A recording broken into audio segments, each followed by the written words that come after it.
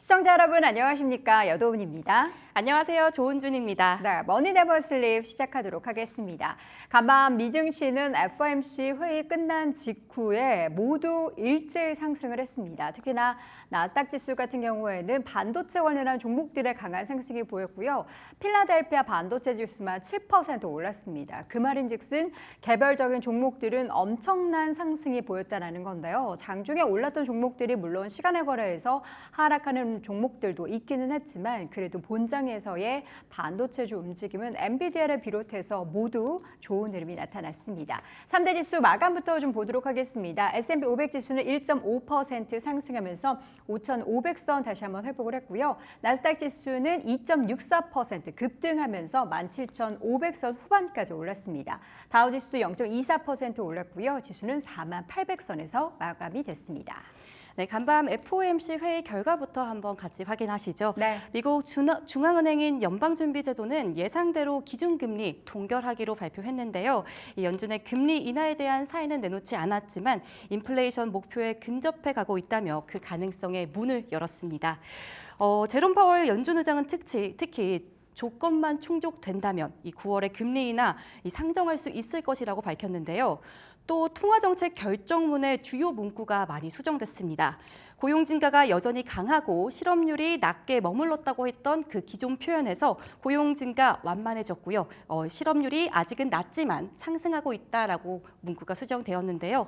또한 FOMC가 인플레이션 위험에 주의를 기울이고 있다 하는 이 기존 문구에서 인플레이션 위험이라는 이 표현을 삭제하고 위험 요소인 물가와 고용이라는 두 가지 목표가 균형을 찾아가고 있다 이렇게 수정했습니다.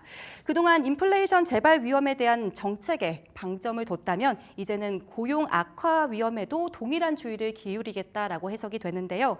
현재 기준금리는 2001년 이래 가장 높은 수준이고요. 한국과의 이 금리 차도 역대 최대인 2% 보이고 있는데 증시 이날 연준의 통화 결정문과 파월 의장의 발언에 긍정적으로 소화했던 하루였습니다. 네, 두 번째로 엔비디아 한번 살펴보시겠습니다. 파월 의장의 발언에 미국 뉴욕 증시 3대 지수 일제히 상승하면서 급등세 보였는데요. 특히 인공지능 반도체 대장주 엔비디아가 무려 한 13% 가까이 상승한 모습입니다. 이 엔비디아 주가는 AMD의 호실적에 영향을 받은 모습으로 처음에는 거래가 시작된 후 8% 이상 상승했고요. 이후에 계속해서 상승폭 나갔습니다. 지난 한 달 동안 이 투자자들 AI에 대한 시장에 대한 우려가 커지면서 빅테크에서 이탈하는 모습 보였는데 이 전 거래일에 7% 이상 하락했지만 다시금 반등했던 모습이고요. 간밤에 큰 폭으로 반등했던 국제 유가까지 한번 살펴보도록 하겠습니다. 어제 팔레스타인 무장정파 하마스의 최고 지도자 이스마일 하니에가 이란 수도 테헤란에서 공격을 받고 사망했다는 소식 전해졌습니다. 이 소식에 10월 이후 석유가 가격 계속해서 떨어졌는데요. 다시금 많이 반등한 모습입니다. 이 간밤에 하마스는 이스라엘의 소행으로 단정하고 공격을 명령하면서 이 보복하겠다고 밝혔는데요. 이 자국 영토를 유린당한 이란 역시 최고 국가안보회의 긴급회의를 소집했고요. 이렇게 중동의 군사적 긴장감 고조되면서 일주일간 내림세 보였던 국제 유가는 4%로 반등한 모습입니다. 네, 다시 한번 지정학적 불확실성이 불거지면서 지난 2년 전이었죠. 그 우크라이나와 러시아 전쟁으로 말미암은 국제유가의 급등이 인플레이션을 야기시킨 바가 있었는데 이번에는 부디 그러한 움직임은 나타나지 않기를 바라봅니다. 전체 시장 맵을 통해서 분위기 한번 보도록 하겠습니다. 빅테크 종목들 그리고 M7 종목들이 오르다 보니까 다른 여타 종목들의 빨간불이 곳곳에 들어오는데요. 일단 가장 강하게 올랐던 반도체부터 좀 보자면 그동안 엔비디아 같은 경우에는 벌써부터 AI 캐즘이다라는 이야기가 나오고 전체적으로 투자를 좀 줄이지 않을까라는 우려감이 있었는데 그리고 여기에 엎친 데 덮친 격으로 애플에서 구글의 칩을 사용하고 있다라는 얘기까지 전해지며 어제 큰 폭으로 하락을 했습니다. 그러나 뚜껑을 또 열어봤더니 애플은 그러한 구글의 칩을 사용을 하고 있지만 메타도 그렇고 마이크로소프트도 그렇고 다른 기업들은 확실히 엔비디아의 칩을 대부분 사용하고 있는 것으로 알려지면서 계속된 수요에 대한 증가 기대감이 있습니다. 주가는 12%, 13% 가까이 급등을 했고요. 이뿐만 아니라 브로드컴의 주가도 11%, 거의 12% 가까운 급등. 그리고 2인자 AMD는 계속해서 꾸준히 올라가고 있습니다. 밤사이에도 4% 넘게 올랐고요. 퀄컴의 주가도 8%, 잠시 후에 또 퀄컴 실적 내용도 들여다보도록 하겠습니다. 마이크론 테크놀로지도 3% 넘는, 7% 넘는 강한 상승이 보였습니다. 자, 그리고 다른 빅테크 종목들을 보자면 마이크로소프트 어제 시간의 거래의 하락 소식 전달드렸죠. 실제 실적 같은 경우에는 시장의 기대치, 특히나 애저, 그러니까 클라우드 부문에 있어서의 사업부가 성장성이 시장에서는 30에서 31% 정도로 생각을 했지만 29%라는 성장률을 보이자 시장은 실망을 했습니다. 그러나 컨퍼런스 콜을 통해서 앞으로의 청사진, 그러니까 향후 가이던스에 대한 긍정적인 제시하면서 낙폭을 줄이며 1%대 하락 마감을 했습니다. 애플의 주가도 1.5% 함께 올랐고요. 구글도 0.75%, 그리고 메타의 주가도 2.5% 올랐고 아마존도 2.9% 상승, 그리고 테슬라의 주가도 4% 넘는 강한 상승이 나타났습니다. 여타 다른 종목들 보자면 국제유가가 큰 폭으로 하락했음에도 불구하고 에너지주들은 견조했습니다. 엑스모빌, 쉐브론은 0.5% 안팎의 강세를 보였고요. 코노코필립스도 1%대, 그리고 옥시덴탈 페트롤리움의 주가도 0.9% 올랐습니다. 자, 오랜만에 헬스케어 종목 중에서 일라이릴리의 반등 소식을 전해드립니다. 1%대 강세인데요. 어제도 말씀드렸지만 관련한 비만 치료제 시장에 있어서 계속해서 독보적인 위치를 차지할 것이다. 아무리 경쟁자가 와도 기술력 측면에 있어서는 노보노디스크와 일라이릴리를 능가할 기업이 나오기는 어렵다라는 분석이 제기되고 있습니다. 1.7% 올랐고요.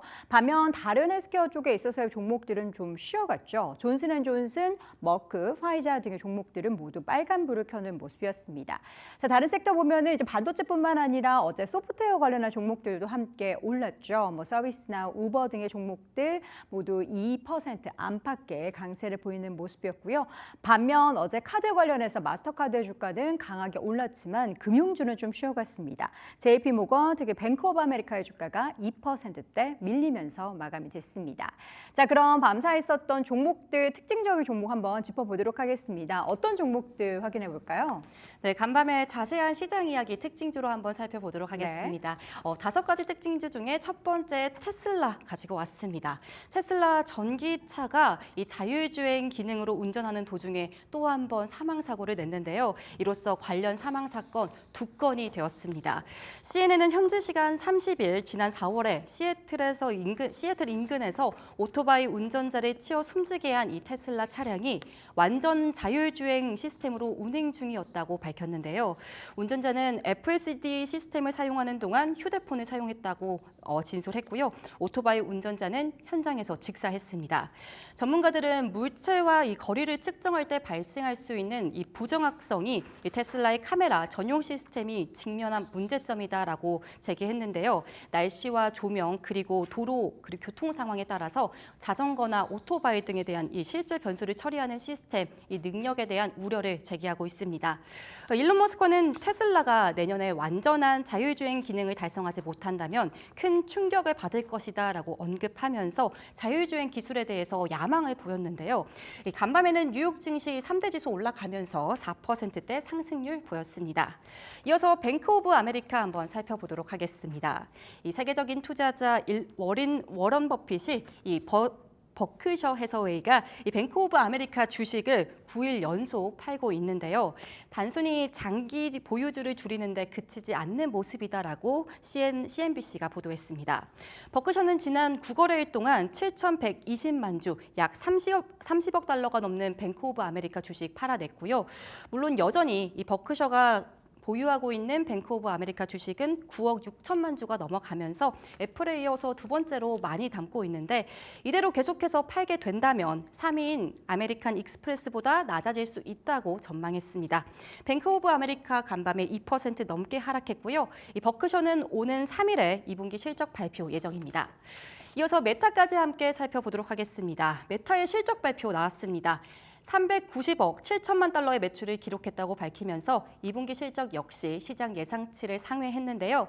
실적 발표 이후에 시간외 거래에서 5.9% 정도 상승하면서 502달러까지 올라갔고요. 올해 메타 주식 한 34% 올라서 같은 기간 17% 정도 올랐던 나스닥 종합지수보다 실적이 좋았습니다. 수잔리 최고 재무 책임자는 이 확장된 인프라와 관련해서 운용 비용 증가에 따라 아마 상당한 자본 지출 예상하고 있다라고 발표했습니다. 마지막으로 퀄컴의 주가도 한번 살펴보도록 하겠습니다. 마찬가지로 오늘 실적 발표 나왔는데요. 퀄컴 3분기 실적 발표했는데 매출과 순이익 모두 애널리스트들의 예상치를 상회했고요. 93억 9천만 달러로 예상치였던 92억 1천만 달러를 넘어섰습니다. 또한 예상보다 나은 4분기 가이던스를 제시하면서 매출 95억 달러에서 103억 달러로 예측했는데요. 이 고급형 안드로이드 기기에 대한 강력한 수요와 AI 업그레이드가 진행된 스마트폰에 더 많은 칩이 사용될 거란 전망으로 이렇게 103달러까지 올렸습니다. 스마트폰에 인공지능 기능이 추가되면서 퀄컴에 대한 추가 주문이 증가했고요. 시장 수요가 살아난 모습입니다. 이렇게 특징주 살펴보았습니다. 네, 이번에는 시장 조금 더 자세하게 들여다보도록 하겠습니다. 오늘도 역시나 프리미엄 미국 주식 콘텐츠 제공하고 있는 머니네버슬립 이유림 팀장 함께합니다. 어서 오세요. 안녕하세요. 네, 반갑습니다. 자, 여러분도 아시다시피 저희가 매일매일 미국 주식 관련한 콘텐츠를 제공을 해드리고 있는데요. 좀 더 자세한 이야기 궁금하신 분들은 유튜브 검색창에 머니네버슬립 검색하시면 좀 더 풍성한 내용들도 확인해 보실 수가 있습니다. 자, 오늘도 미국 증시 포인트 먼저 좀 열어보도록 하겠습니다. 연준이 날려보낸 비둘기다. 자, 밤사이 FOMC가 드디어 막을 내렸고요. 관련한 결과를 좀 들어볼까요? 네, 이 연방준비제도가 이전과 달라진 태도를 보이면서 금리 인하가 다가오고 있다는 걸 암시했습니다. 연준의 비둘기파적 스탠스는 성명서에서도 드러났는데요. 연준은 성명서를 통해서 이 경제 상황이 불확실한 가운데 주어진 두 가지 사명을 수행하는 데 충실하겠다며 강조를 했습니다. 여기서 이 두 가지 사명은 물가 안정과 또 경제 성장 촉진이라고 풀이를 해볼 수 있겠습니다. 연준은 이전에도 인플레이션 리스크를 낮추는 사명에 집중하겠다고 말해온 적이 있었는데요. 이제는 이뿐만 아니라 경제 성장을 촉진하는 역할도 수행하겠다는 메시지를 보낸 것으로 해석해 볼 수 있겠습니다. 이 대목만 봐도 연준이 경제 성장을 촉진하는 수단, 그러니까 금리 인하를 염두에 두고 있다고 해석을 해볼 수 있겠고요. 연준을 이끄는 제롬 파월 의장 역시 금리 인하 가능성을 언급을 했습니다. 기자회견에서 정책 금리를 인하하기에 적절한 시점에 가까워지고 있다고 말했고요. 문제는 데이터의 총체성과 또 바뀌는 전망, 위험의 균형이 인플레이션에 대한 신뢰 상승과 또 견고한 노동시장 유지와 일치하는지의 여부를 확인해 봐야 한다는 단서를 달기는 했지만요. 만약 그 테스트가 충족이 된다면 금리 인하를 논할 수 있으며 빠르면 9월 회의에서 이야기할 수도 있다고 설명을 하기도 했습니다. 사실상 9월에 금리 인하를 할 수 있다고 밝힌 거나 다름이 없다고 볼 수 있겠습니다.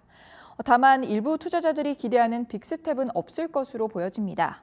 50bp 인하 가능성을 묻는 질문에는 현재 그런 가능성을 생각하지는 않고 있다고 답을 했고요. 물론 이후에 상황이 달라질 수는 있겠지만 지금까지는 9월에 금리 인하가 실제로 이뤄지더라도 25bp 인하에 그칠 것으로 해석이 되고 있습니다. 연준이 날려보낸 비둘기, 과연 이제 이번에는 금리 인하를 하지 않았지만 9월에 확실시되고 있는 가운데 시장은 또 어떻게 반영을 하게 될지도 지켜보겠습니다. 자, 오늘의 한입뉴스 첫 번째 뉴스부터 바로 열어보도록 하죠. 메모리 반도체도 쓰지 마. 중국에 대고 하는 미국의 말인데요. 미국 정부에서는 중국의 고성능 메모리 반도체에 대한 제한을 고려하고 있다라는 내용이 전달이 됐습니다. AI 사용에 필요한 HBM의 접근을 방지하겠다라는 건데요. 마이크론에 대한 영향은 좀 제한적일 것으로 평가되고 있는 가운데 국내 메모리 기업들에게는 불투명하다라는 분석도 제기되고 있습니다. 자세하게 들려주시죠. 네, 미국 정부가 중국의 고성능 메모리 반도체 및 그 제조 방식에 대한 제한을 고려하고 있습니다. AI 사용에 필요한 SK 하이닉스, 삼성전자, 마이크론의 고대 역폭 메모리 반도체에 대한 접근을 막겠다는 건데요. 미국 기업인 마이크론의 경우에는 2023년부터 중국의 HBM 제품을 판매하지 않아 왔기에 큰 변화는 없을 것으로 보여지지만 이 한국 기업들의 경우에는 미국 정부가 어떤 방식과 권한으로 이를 제한하려 들지 불분명한 상황이라고 해석을 해볼 수 있겠습니다. 미국 기술을 사용하는 외국 제품에 대해 개입할 수 있는 이 해외 직접 생산품 규칙이 통제 수단으로 쓰일 것이라고 여겨지고 있습니다. 네, 이어서는 두 번째 소식은 프랜차이즈 기업들의 소식입니다. 과감한 확장이 오늘의 헤드라인이고요. 연브랜드라는 미국의 대표적인 또 음식 관련한 기업이죠. AI 드라이브스루 타코벨 매장으로 더 확대한다라는 이야기가 전해졌습니다. 웬디즈 등의 경쟁 패스트푸드점에서 음성 AI 매장을 도입하고 있는 추세에 대응하기 위한 방침인데요. AI 도입을 가속화하는 건 이 경쟁에 적극적으로 대응하겠다라는 이야기입니다. 어떤 소식이죠? 네, 타코벨의 모기업 소식입니다. 이 모기업 연브랜드가 AI 드라이브스루 기술을 수백 개의 타코벨 매장으로 확대할 것이라고 발표를 했다고 하는데요. 미국을 시작으로 전 세계 드라이브스루 라인에 이를 적용하는 것이 목표라고 전했습니다. 웬디즈, 화이트캐슬 등 이 경쟁 패스트푸드 체인들도 음성 AI를 매장에 도입하는 추세기도 하고요. 경쟁에서 앞서 나가고자 AI 도입에 가속을 붙이는 연브랜드의 모습이라고 체크해 볼 수 있겠습니다. 네. 세 번째 한입 뉴스는 얼마 전에 있었던 IT 대란 사건에 관련한 이야기입니다. 5억 달러 깨졌습니다. 라는 건데 그만큼 많은 손해를 봤다라는 건데요. 델타항공의 이야기입니다. 델타항공이 이번 크라우드 스트라이크 IT 장애로 무려 5억 달러 넘는 피해를 받았다라고 밝혔습니다. 7월 25일까지 5천여 편 이상의 항공이 취소된 건데요. 바스티안 CEO는 피해 보상을 청구할 예정이다라고 했습니다. 이제 점점 피해 관련한 얘기들이 좀 전달되고 있네요. 네, 맞습니다. 계속해서 이 피해 규모가 커져가고 있는 상황인데요. 델타 항공의 에드 바스티안 CEO가 이달 초 크라우드 스트라이크 소프트웨어 업데이트로 발생한 이 대규모 IT 장애의 피해 비용이 5억 달러에 이를 것이라고 발표를 했습니다. 이번 IT 장애로 델타는 7월 25일까지 5천 편 이상의 항공을 취소했다고 하는데요. 이는 2019년 전체 취소건보다도 많은 수였다고 합니다. 승무원 배치 플랫폼이 변경 사항을 제대로 처리하지 못한 것도 혼란을 가중시켰다고 하고요. 바스티안은 이에 대한 피해 보상을 청구할 예정이라고 밝혔습니다. 네, 이번 IT 사태로 인해서 항공 쪽이나 혹은 이제 의료 쪽에 있어서의 피해가 가장 클 것으로 예상이 되고 있는데 관련한 피해 규모가 얼마나 더 불어날지 여부도 계속해서 지켜볼 관전 포인트가 되겠습니다. 마지막 한입 뉴스 열어보겠습니다. 마지막 한입 뉴스 FSD가 켜져 있었다. 앞서 테슬라 이야기 잠깐 전달드렸죠. 테슬라의 자율주행차가 오작동돼서 오토바이 운전자가 사망했다라는 소식이 전해졌습니다. 로보택시나 자율주행 관련한 차량에 투자를 확대하고 있는 테슬라인데요. 관련해서 일론 머스크는 기술 발전이 없게 되면 충격이 있을 것이다라는 언급도 했다고 하죠. 어떤 소식이죠? 네, 앞서 테슬라 소식 한번 전해드렸었는데 다시 한번 짚어보겠습니다. 네. 지난 4월에 테슬라 모델 S 차량이 시애틀 지역에서 28세 오토바이 운전자를 치어서 사망하게 한 사건이 있었습니다.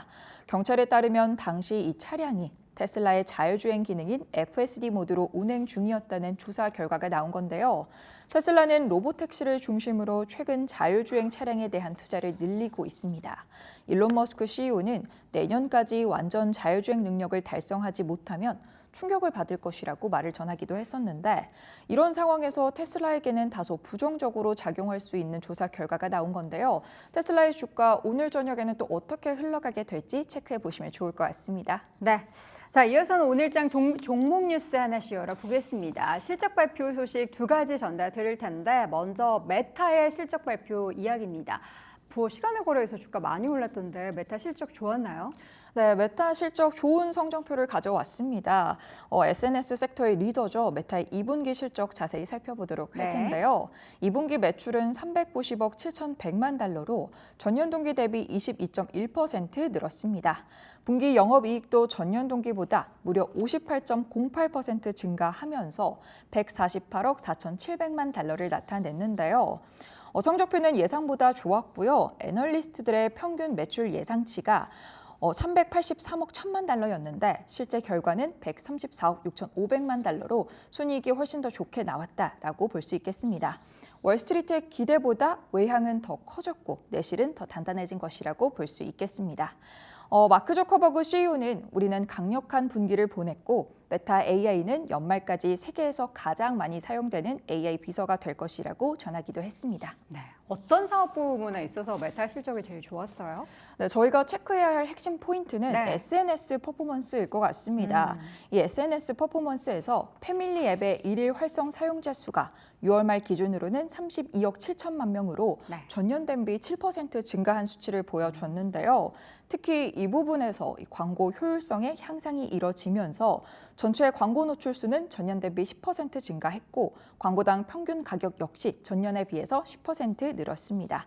사용자가 늘어난 것보다 더 비싸진 광고를 더 많이 노출하는 셈이다라고 볼 수 있겠습니다. 네, 메타의 주가 본장에서도 올랐지만 애프터마켓에서의 실적 발표 내용 전달된 후에도 주가는 상승세 보였습니다.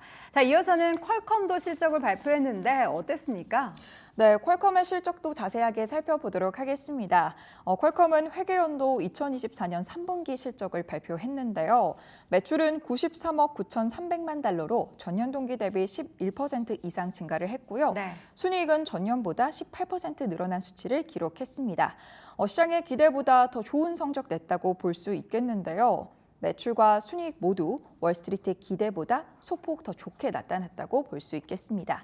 퀄컴의 CEO는 이번 분기는 우리의 성장 및 다각화 전략을 강력한 실행으로 반영하면서 분기별 매출과 또 마진이 가이던스의 상단에 기록했다고 덧붙이기도 했습니다. 네, 역시나 사업 부문별로 봐야 할 것 같은데 퀄컴은 어떤 부분에 있어서 매출이 가장 좋았습니까?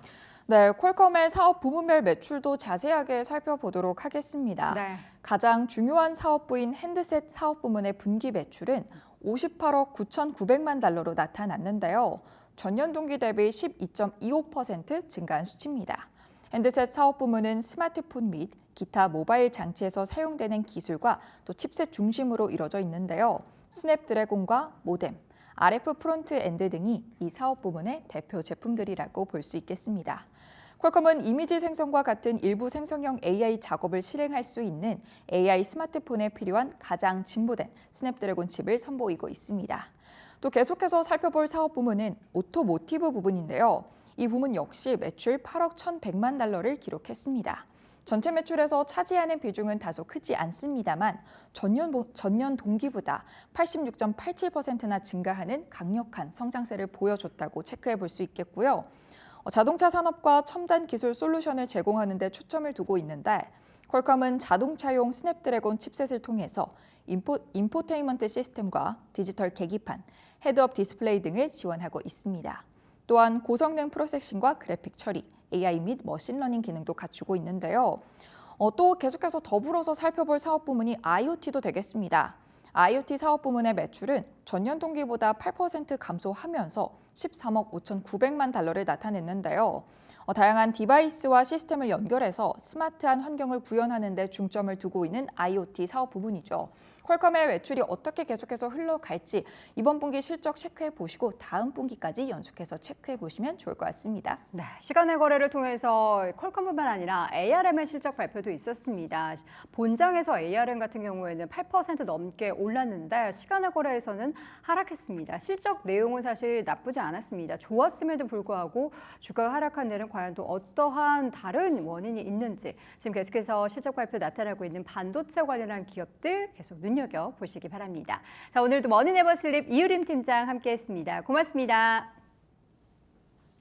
네, 머니네버슬립은 프리미엄 미국 주식 컨텐츠를 여러분께 제공해드리고 있습니다. 좀 더 자세한 이야기는 유튜브 검색창에 머니네버슬립을 검색해 보시기 바랍니다.